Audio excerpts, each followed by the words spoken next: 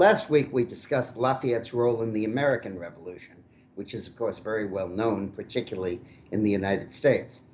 But after he was one of the key figures in helping George Washington win the Revolutionary War, and perhaps the key figure, other than Benjamin Franklin, in eliciting French aid to the United States and the colonies, he went back to France and played the key role in the French Revolution's first 2 to 3 years.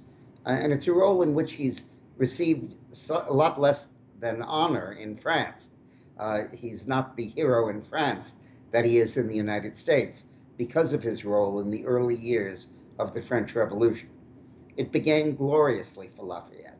When the French Revolution began, he drafted the Declaration of Human Rights that was adopted at the start of the revolution and still remains the cornerstone of the French government. He wrote that actually in concert with Thomas Jefferson. When the revolution began, he advocated a constitutional monarchy. He wanted a system very much like Britain's, where the king reigns but doesn't rule. And as the revolution went through its various permutations, he stood firmly and clearly on that ground. At first, there was an assembly of notables assembled by Louis XVI. And those notables, including Lafayette, demanded that he call an Estates General, which was the legal parliament in France. It hadn't met for 160 years, but they insisted now Louis needed to call it to raise taxes and to raise revenues because France was almost bankrupt, partially because of the money it had spent helping the colonies get their independence. When the Estates General met, there were three estates: the nobility, the clergy, and the bourgeoisie, the average person. Not the common people yet, but the professionals and the civil servants and so on. And they each had one vote, so the clergy and the nobility could still control. When they began to meet, the third estate, the commoners, demanded that they meet with the first two estates in one assemblage, in which case the commoners would have a majority and could outvote the noblemen and the clergy. And most of the clergy and noblemen objected to that, but Lafayette took the lead in urging it and said he would go along with it and urge that it take place. Once it was in fact merged, and the king had to give in on that, Lafayette was appointed head of the National Guard, literally the commander-in-chief of the French army, or at least the domestic army. And he ruled France as a benign military ruler for the first 2 or 3 years of the French Revolution. On the first anniversary of the storming of the Bastille on July 14th, 1790, it was stormed in 1789, Lafayette presided over the Festival of the Nation, which was a gigantic assemblage on the site of what is now the Eiffel Tower, where millions of French people came. And it was a celebration of national unity in a constitutional monarchy under the king. The king was there, but his role was minor, and it was Lafayette who really dominated the proceedings. But shortly after that, the king refused to play along, and he and Marie Antoinette, his queen, tried to escape across France's borders. They had earlier been forced out of Versailles by the mob that demanded they move back to Paris, and they were installed at the Tuileries in Paris, right near the Musée du Louvre, and that was where they were as monarchs.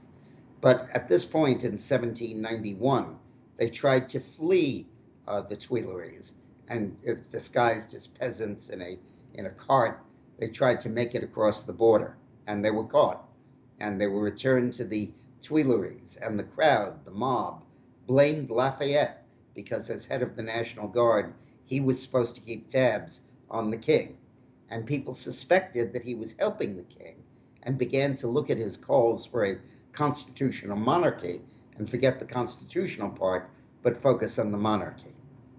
The sentiment against Lafayette was stirred up by Robespierre, who was a lawyer, ultra-radical, and he seized control of the government, and the reign of terror started, with heads being lopped off every day.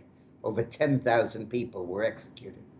After a while, Lafayette got assigned to command the French troops near the Belgian border, near the German and Belgian borders. And he went out there, and then after a while he saw that he would be under sentence of death, like everybody else was if he returned to Paris, and he escaped to Belgium. But Belgium at that point was run by the emperor, the Austrian Emperor Charles, who was the emperor of the Holy Roman Empire, and which was based in Austria, of course, but at that point included Belgium. And they held him in prison and held against him his actions on behalf of the French revolutionaries against the king. So he was being locked up for being too anti-monarchical and couldn't go back to Paris because he was accused of being too pro-monarchy. And he stayed in that limbo for a year or two, despite the efforts of the American ambassador to get him freed.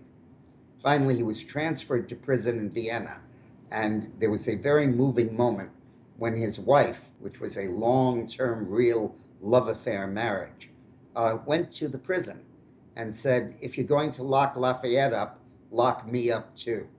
And she entered the prison and refused to leave and stayed in a cell with Lafayette for a year.